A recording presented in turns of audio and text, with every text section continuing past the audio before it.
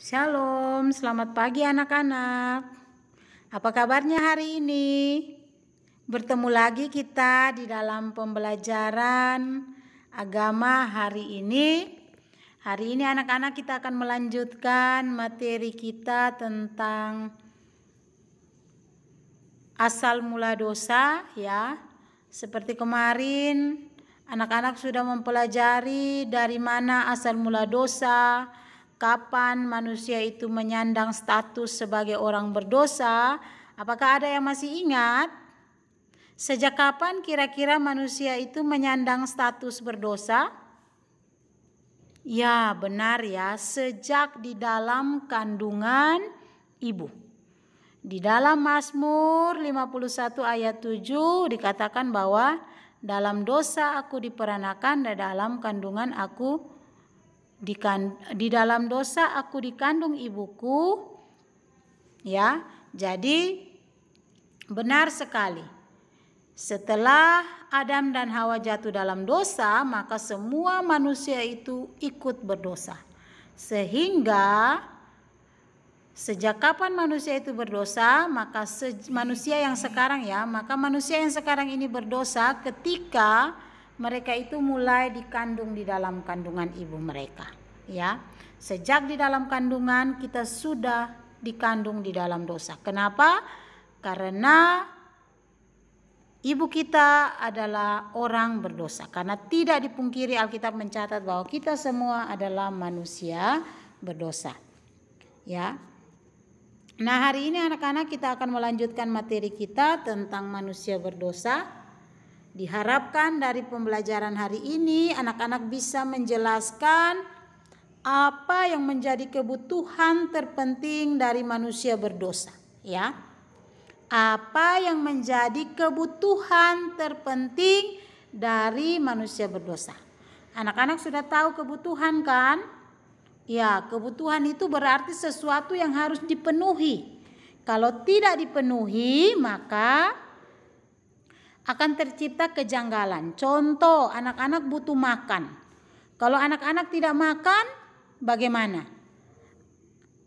Kalau anak-anak tidak memiliki makan, bagaimana keadaan anak-anak? Ya, tentunya lemah ya. Jadi kebutuhan manusia itu ada 3, sandang, pangan, papan. Ya, jadi kebutuhan akan pakaian, kebutuhan akan makanan, kebutuhan akan perumahan. Kalau tidak ada rumah, kita tinggal di mana? Kita akan basah, kita akan kepanasan, jadi itu menjadi kebutuhan terpenting. Nah, sekarang Ibu Yeni mau ajak anak-anak kira-kira apa kebutuhan terpenting dari manusia berdosa? Kira-kira apa? Kira-kira apa anak-anak kebutuhan manusia berdosa? Oke, ada yang menjawab, diampuni. Apalagi? Dibebaskan, benar. Ada lagi yang lain? Disucikan, oke. Ada lagi yang lain?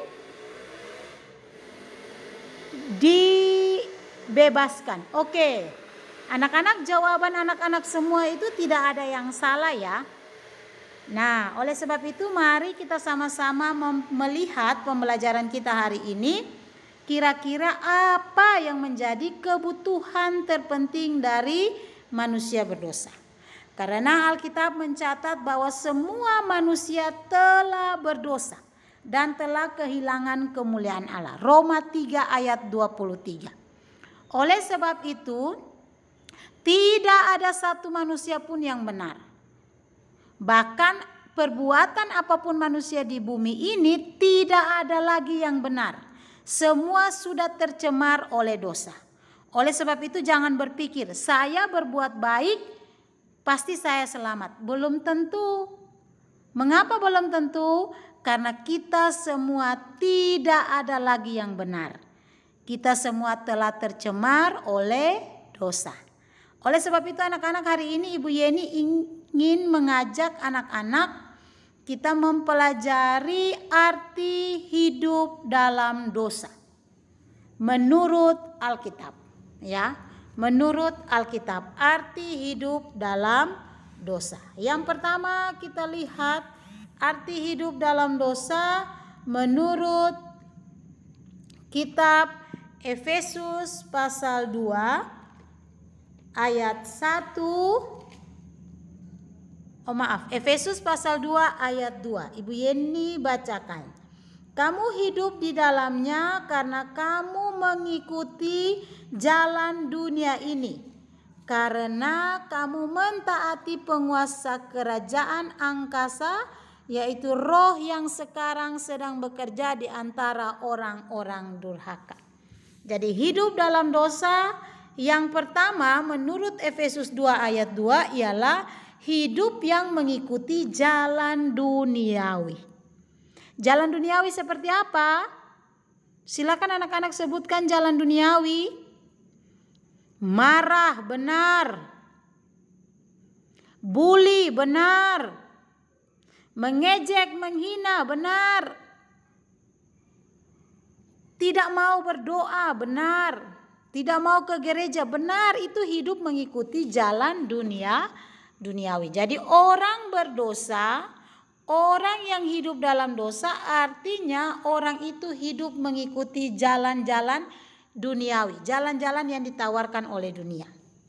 Kita lihat hidup dalam dosa yang kedua menurut Efesus 2 juga, ya, yaitu hidup mentaati penguasa kerajaan angkasa, yaitu roh yang sekarang sedang bekerja di antara orang-orang durhaka. Jadi hidup dalam dosa adalah hidup mengikuti dan hidup mentaati. Dia taat terhadap penguasa kerajaan angkasa. Siapa itu penguasa kerajaan angkasa? Iblis, setan. Kita hidup mengikuti ajaran-ajaran setan. Kita suka menonton yang film-film setan, kita suka main-main game yang membuat kita tidak memperdulikan orang lain. Itu salah satu cara-cara setan, trik-trik setan yang menarik perhatian anak-anak untuk tidak datang kepada Tuhan. Jadi hati-hati ya, di zaman sekarang ini iblis memakai berbagai cara untuk menarik perhatian anak-anak untuk menaati dia sebagai penguasa. Padahal kita tahu bahwa penguasa kita yang sesungguhnya ialah Yesus Kristus yang sudah menang dari kuasa maut. Kemudian hidup dalam dosa artinya menurut Efesus 2 ayat 3 lagi, Ibu bacakan, sebenarnya dahulu kami semua juga terhitung di antara mereka ketika kami hidup di dalam hawa nafsu daging.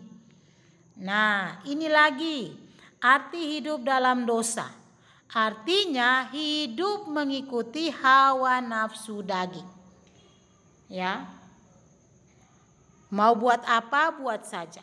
Tidak pakai pikir panjang, tidak pakai perasaan, buat saja sesuka hati. Itu hidup menuruti hawa nafsu daging. Hidup dalam dosa artinya hidup menuruti kehendak daging dan pikiran yang jahat. Hati-hati pikiran yang jahat itu ciri orang hidup di dalam dosa. Nah, jadi ini arti hidup dalam dosa. Jadi semua manusia yang telah jatuh di dalam dosa, hidup mereka seperti ini semua tercatat di dalam Alkitab ya. Alkitab yang mencatat. Inilah kehidupan manusia berdosa. Oleh sebab itu manusia yang berdosa, anak-anak harus taruh di dalam pikiran anak-anak, manusia berdosa, ya, manusia yang sudah berdosa tidak bisa membebaskan dirinya dari kuasa dosa. Tidak bisa. Kenapa tidak bisa membebaskan? Karena dia sudah jatuh di dalam dosa. Manusia yang berdosa tidak bisa membebaskan diri dari kuasa dosa. Dia terus diikat, dia terus ditekan, dia terus hidup dituntut untuk hidup menuruti hawa nafsu, keinginan daging, perbuatan jahat, mengikuti roh-roh penguasa di angkasa, Alkitab katakan, ya. Jadi dia tidak bisa membebaskan dirinya dari kuasa dosa. Oleh sebab itu, hanya satu yang bisa membebaskan manusia dari kuasa dosa, yaitu Allah. Mengapa hanya Allah yang bisa membebaskan manusia dari kuasa dosa?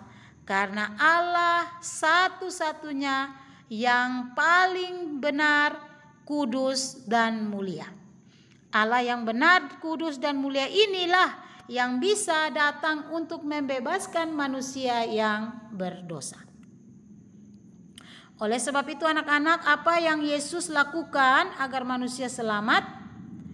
Di sini ada 4 hal yang Ibu bagikan.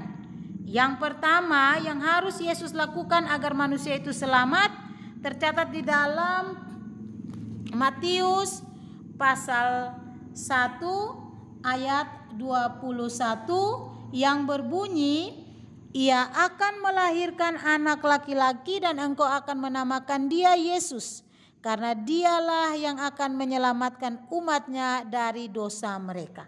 Maka apa yang harus Yesus lakukan menurut Matius 1 ayat 21 dan juga Lukas 2 ayat 11, Ibu bacakan.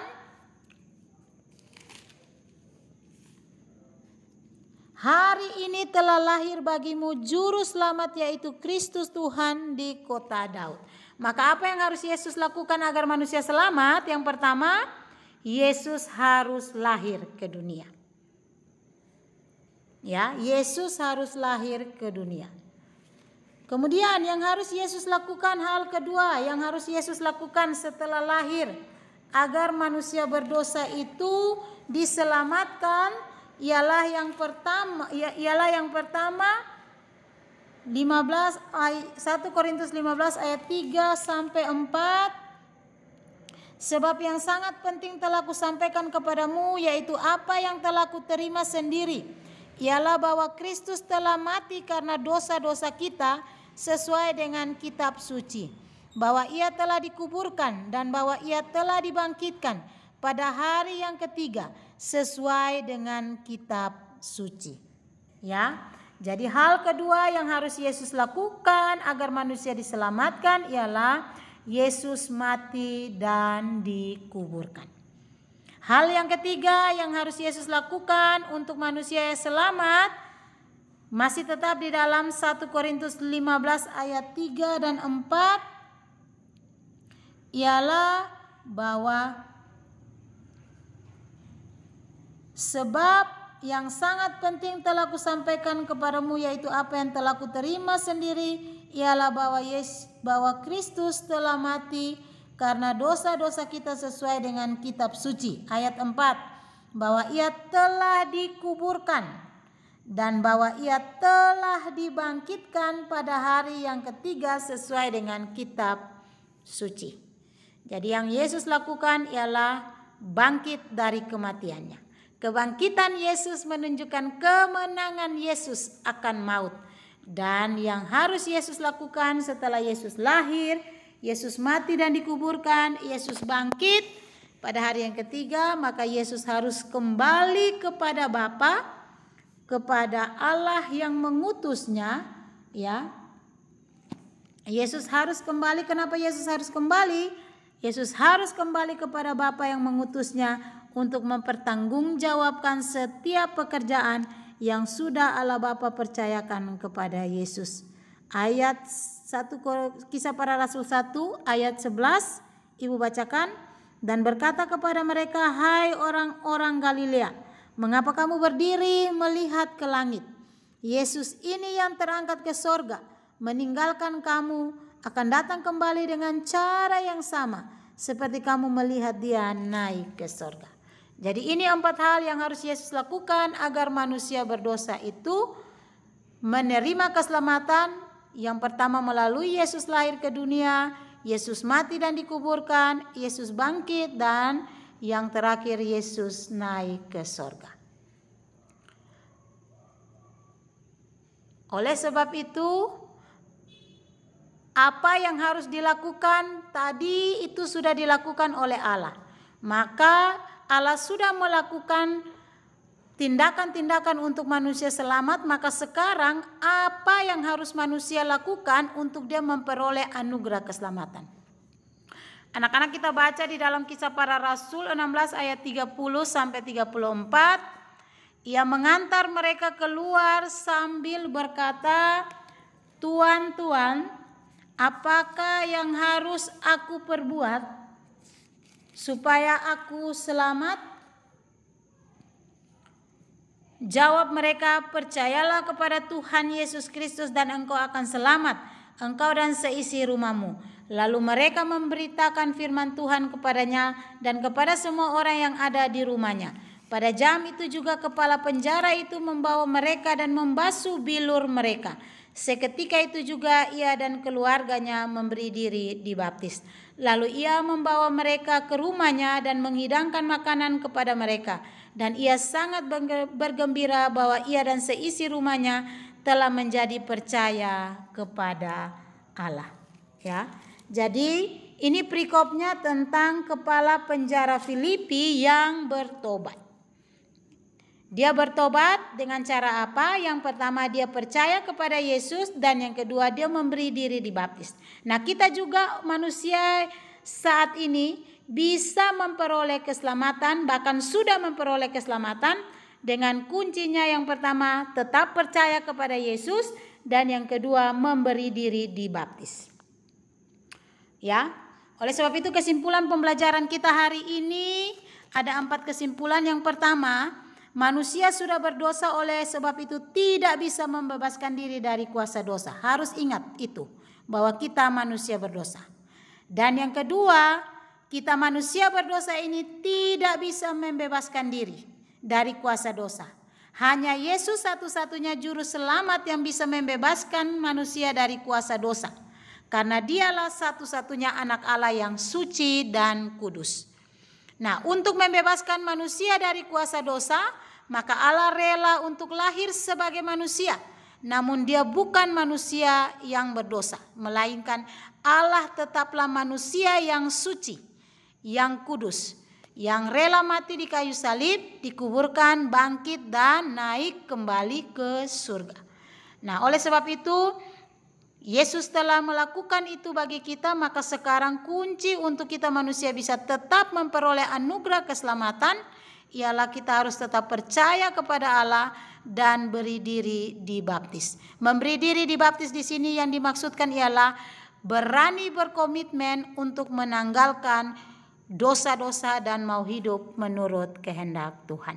Demikian pembelajaran kita hari ini. Kiranya Tuhan menyertai dan menolong kita untuk kita terus mengerti akan firman-Nya. Shalom.